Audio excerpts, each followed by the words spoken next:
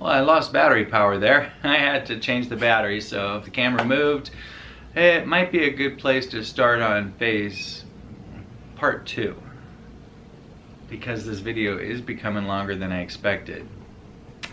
The idea of calculating every food is using an app that calculated every one of my foods. I've tried this app before and totally failed at it. You know, it's so hard to calculate food and stuff, but the key is don't eat so much. When you're only eating vegetables and other things, it can become really simple to calculate your calories throughout the day. When you eat a little chips, a little cereal, a little cookie, a little this, a little that, it gets really hard to follow your calories. So, but the app really did do me wonders this time. And especially at the, after, what is it, today's a month and a half in on my diet. I'm down from 200, pushing down 176. So 1 more pound, and some people may say that's just too much weight to lose right away. That you should only lose, what is it, 2 pounds or 1 pound a week. You know, if you lose 1 pound a week, by the end of the week you'll gain back 2 pounds, because you're gonna slip. And for some reason 2 pounds spring back on you very quickly. And the reality of it is you need to lose it as fast as you can and maintain good nutrients in you while you're doing it. The idea of losing small amounts is not something I believe in, because if you lose 1 pound, that's 4 pounds in a month. I'd be so sick of the diet by a month. I'm already done with the way I've been doing the whole foods. I've been adding smaller meals that are more calorie based and calorie goal, and even stopping for lunch with my wife at a burger place and grabbing the smallest burger available, and finding out that does fill me up. That was the best part of this diet, is I get full very easily, and my stomach must have shrunk. On that, I also believe in, they tell you to drink 8 glasses of water a day, everything else. If you look back to find, okay, who started this whole theory of eating 8 glasses of water a day? It started back in 1927 by just a doctor mentioning it. And it's funny, it's drug on all that time, and now that water manufacturers put their water in bottles like Nestea, they really push the idea of drink water all day long constantly. But when you do that, you keep your stomach large. It doesn't have a chance to shrink. You keep your stomach used to heavy weights. So that means you constantly want to fill it with food, and fill it as much with food. And I drink 2 cups of coffee a day, which amounts to an appetite suppressant, which I am grateful for. I ate, usually by the end of the day, I started out by eating oatmeal in the morning, and that's fine when you start out, but when you're going to really hardcore calorie restriction, and let's see, so I only would eat later and later in the day, because I always got my most hungry at night. And even though I cannot be hungry all day, but I get mostly hungry at night, and that hasn't changed for me. So I would eat almost all my calories after 6 o'clock, and I still went to bed by 11 o'clock. So I try to even eat my last meal at 11 o'clock, because it's hard to sleep when your stomach is growling, and it sucks. Oh, on to the side effects. The side effects of losing weight, they are things you have to get used to. I got a headache, dizziness, fatigue, just plain old feeling like poo. But I always just anticipated this is the process. It was the process with quitting drugs. You feel like crap for months. With smoking, you feel like crap for a long time. And for me to believe that you're not supposed to feel like crap is not something they teach you in the diet books, but it's what I have learned and what I know. Oh, let's see, calories, restriction, addiction. Okay, well today, as you can see, I'm trying, my back is still bad, but where'd it go? Really grateful. I might push my diet past the 175 mark, because I know it's just going to shoot right back up. It's going to push back up in at least 2 pounds. The big thing is what they teach you about calories and weight loss. They teach somebody who's sedentary, don't move around. Since my injury to my back, I don't do much of anything. I sit at home. I'm off work for workman's comp, which is amazing because you have nothing to do, and I was so afraid to even try a diet because I gotta eat, there's nothing else to do. So yeah, that didn't work out. So what I lost my train of thought. Little cognitive abilities lost through dieting. Oh, okay guys, give me a moment, let me think. Oh, the idea of them telling us 1,500 calories a day for a man that's sedentary, even 2,000 calories a day to lose weight. Sorry, take your own body's hints. Try different calorie limits per day because you're calculating on your app. I would try 15, stay below. I would not lose a pound. I tried 1,200. Would not lose a pound. At first I did because I was eating pure vegetables, under 1,500. So you're good to do that. But after a while you hit a plateau and you stop losing weight eating vegetables. So I had to go into calorie density restricting and that kind of thing. And by that time, a month later, I was ready for it. I had conditioned my body not to be hungry so much. And the calorie restrictions became so much easier then.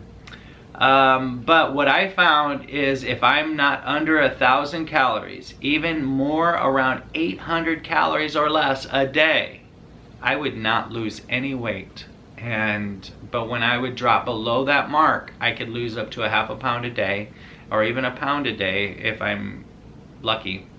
But I don't really believe that is bad for you, because in the weekend, you kind of spring back up a couple pounds. So you're constantly yo-yoing all the way down.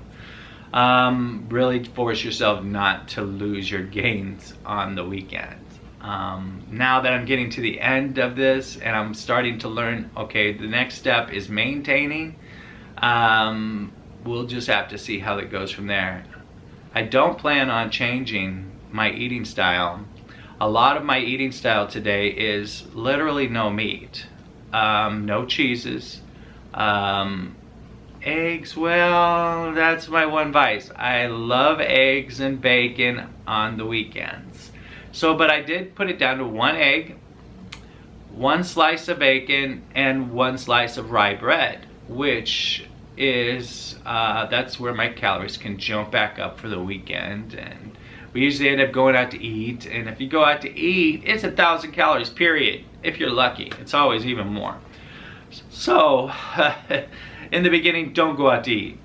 There's nothing out there that you can eat. Everything has oils in it. Everything, if you go down the store, you go to the store, every piece of food that is sitting on the shelf has sesame, olive, or some kind of oil in it. And it's so much sesame oil, I never dreamed it's in so many products.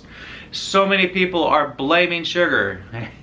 Yeah, here we go back to the manufacturers. What does a manufacturer want? Manufacturer wants to blame the other person so you'll eat their product. Sweeteners blame sugar for making you fat. Sugar blames sweeteners for being toxic to your system. Fats blame sugars so you'll eat more fats. Sugar blames fat so you eat more sugar. And in the end, sugar is not really your enemy. And yeah, sugar is not your enemy. What is your enemy is fat and oils. I've been not restricting my sugar, even though it restricts itself. I don't add sugar to my food. But the reality of fats, animal fats and everything else, it's not that it's vegan, it's that it's high in calorie density. Small piece, a lot of calories. Big salad, big, other things are a lot more filling, a lot more filling. I can't think of the word, but this video has gone on so long. It's because I've been so passionate. I'm so grateful that that I finally have found a solution, and it's not a solution for me. It's calories in, calories out. They've always taught us that. The realities of it is that every time a person makes a book about weight loss, every time a new fad comes out, the paleo diets, the South Beach, the Atkins, all of these carb-hating diets, and the reality of it is most of your countries that keep and maintain weight, it always usually has to do with eating more plant, less meats, less food, less oils. Yeah, that's a whole nother thing.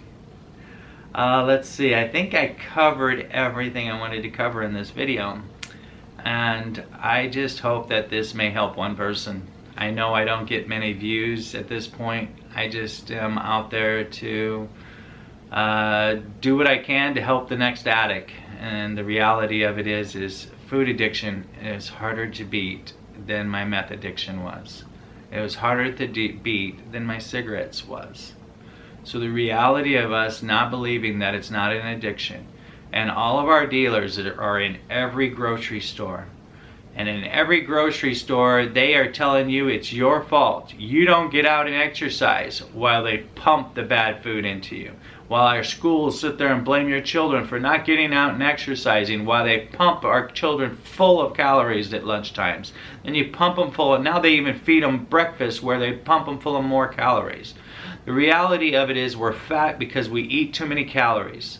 Not because we eat too much sugar, not because we eat too much fat, we eat too many calories. And every time you go to the store, if Americans would start to demand lower calorie foods with higher densities, there would be just a turnover in the whole system. But the reality, they're not going to. They're going to keep pumping oils, they're going to keep pumping sugars, they're going to keep pumping, I don't know what else, but all the fake chemicals.